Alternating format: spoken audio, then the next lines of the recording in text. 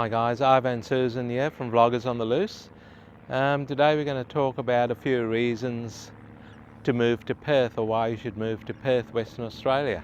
So there's quite a few, and we'll just give you our version of it. I know this type of video has been done a million times before, but we'll just give you our version of it. We'll just take a bit of a stroll down the coast over here, and I'll talk about it.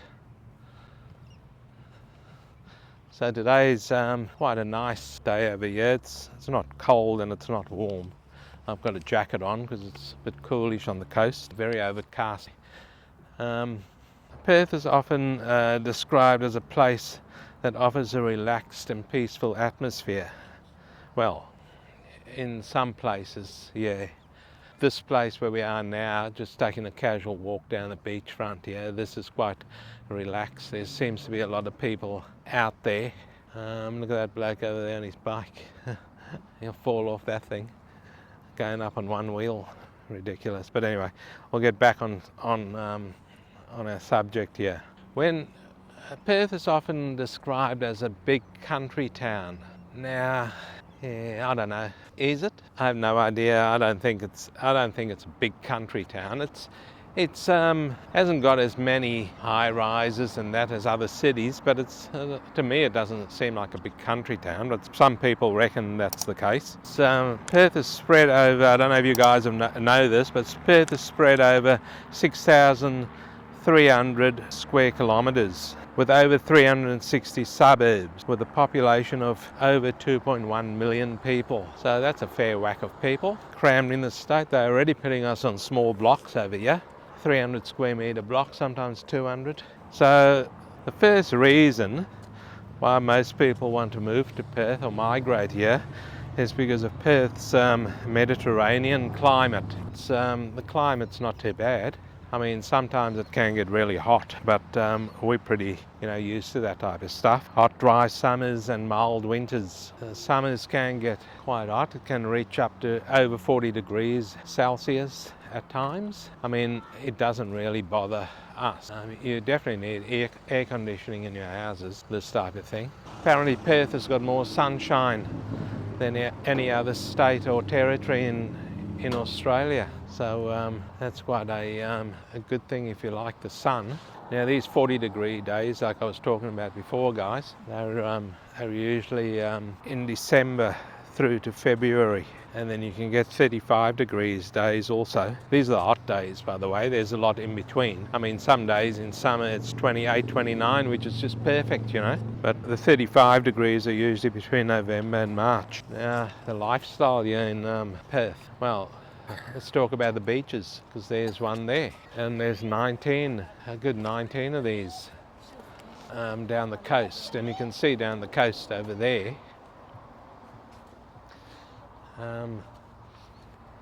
It's not flat out there today. There's a bit of a wave, not much. So 19 beaches in the Perth metro area, but there are a lot down south, and there's one in Esperance called Lucky Bay, I think it is, that usually rates amongst the world's top beaches. I reckon the beach is always nice and clean. Yeah, it's not too bad. You do find, and we have found, some bottles and stuff where people have left on the beach. There are a lot of bins around the place. I don't know why they're leaving their rubbish on the beach, but mostly it's quite clean. Did you guys know there's about 7 national parks within 2 hours drive of Perth? That's not too bad. The biggest one in the city being Kings Park. That's massive. There's also in the northern suburbs there's a big park called Whiteman Park, which today actually they're having a big fair over there. So that'll be pretty crowded today. So there's also hundreds of parks and sporting ovals in the suburbs of Perth. So on a weekend, if you drive in anywhere in Perth, you'll see a lot of sporting games going on. Aussie rules football, soccer. These are games in the winter. In the summer you've got cricket and a few other things happening. few other sports. You got hockey, you got all sorts of things happening in Perth. So what do you guys think so far of the beach over here? It looks quite good. Now the lifestyle in Perth caters for a lot of outdoor activities, guys. As you can see over there are a few people there on the beach. It is an overcast day, so if you look down to your right there's a few people, not many, because it will be a bit coolish over there.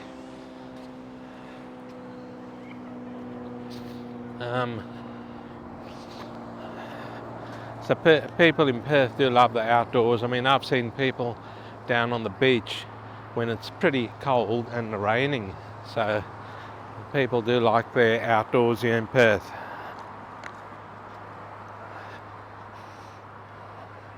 Now there's also a diverse range of housing options in Perth.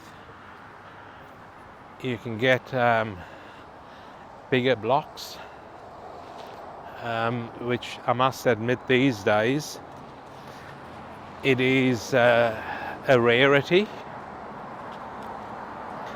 We had a house on a 1,100 square metre block, but we sold that house and we sort of what they call downsized. So our block's okay. I think it's 560 square metres our block now, which isn't too bad.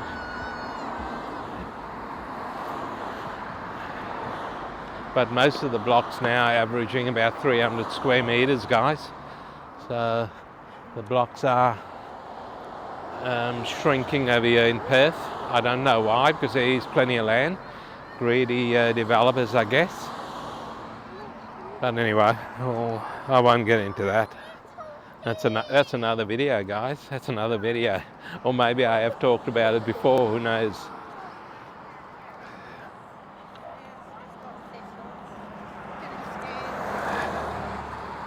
So why else would you move to Perth in Western Australia?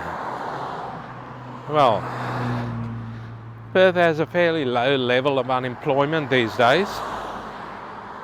These type of things don't happen all the time, so just bear in mind.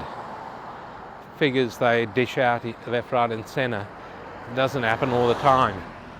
But at the moment, unemployment's about 3.6%. You can see across the road there, guys, on your left, as I'm talking about the Mediterranean climate before, there's some alfresco dining going on over there in one of the cafes called White Salt. So we haven't had lunch yet, so we're going to have lunch after we do this video. We might have lunch somewhere over here on the beachfront. So there's a website called seek.com.au, and it's an employment website. And currently there's about 19,000 jobs advertised on there. But you know, these type of jobs, there's a lot of jobs in the hospitality area. So it depends on what sort of work you want to do. A lot of jobs also offering part-time type work. But there are jobs, there's nearly 9,000 jobs on Seek paying $100,000 or more.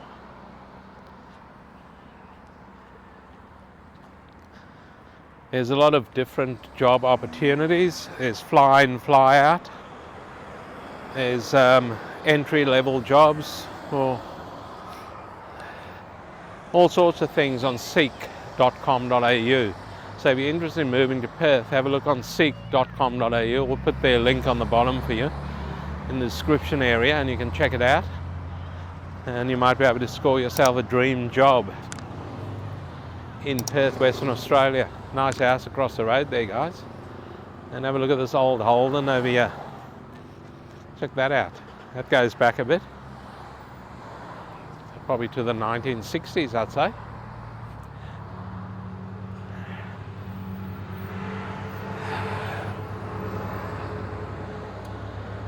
So if you live in one of the, there's a lot of outer suburbs, guys, and they're all, because Perth likes to expand down the coast. We're very good at that. That's where we move, down the coast. So we don't like inland living for some reason. There's a lot of, if you move about an hour out of the Perth CBD, the land gets cheaper.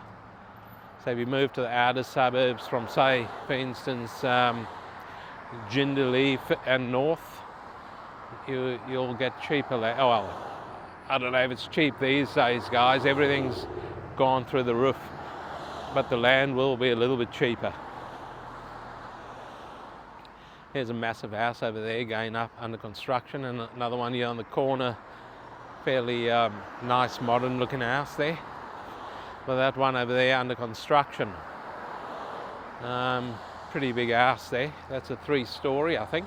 Looks like 3 stories. So huge house under construction. So guys, if you are thinking of moving to Perth, either from another state in Australia or from another country, which we've got a few subscribers that are over in other countries and are thinking of moving to Perth actually. There's a few notable cafe strips, and a few of them have really taken off, and a few of them are very established.